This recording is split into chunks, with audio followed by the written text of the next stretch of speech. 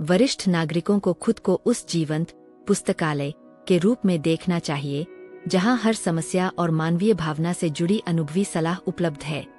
जो बुजुर्ग अपने संघर्षों और सीखों को युवाओं के साथ साझा करते हैं, ये मानसिक रूप से कभी वृद्ध नहीं होते।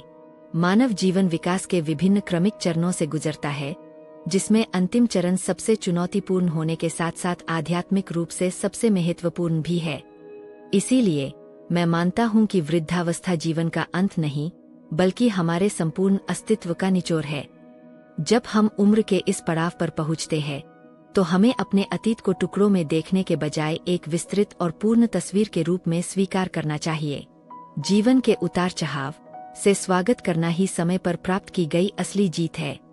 सफलताएं और असफलताएं सबका समग्र रूप एक बुजुर्ग व्यक्ति जब अपनी जीवन यात्रा के प्रति कृतज्ञता महसूस करता है, तो उसके भीतर एक ऐसी गहन शांति का संचार होता है जो उतावलेपन से भरे युवाओं के लिए दुर्लभ है। इस अवस्था की सबसे अनमोल देन बुद्धिमानी है। यह वह अद्वितीय गुण है जो केवल समय की मार, सफेद बालों और चेहरे की झुर्रियों के अनुभव से ही निखरता है। यह वह आंतरिक शक्ति है जो मृत्यु की अपरिहार्यता के सामने भी जीवन की गरिमा और उसके अर्थ को अक्षुण्ण बनाए रखती है। वरिष्ठ नागरिकों को स्वयं को समाज पर भार समझने की भूल कभी नहीं करनी चाहिए। इसके विपरीत उन्हें खुद को उस जीवंत पुस्तकालय के रूप में देखना चाहिए जहां हर समस्या और मानवीय भावना से जुड़ी अनुभवी सलाह उपलब्ध है।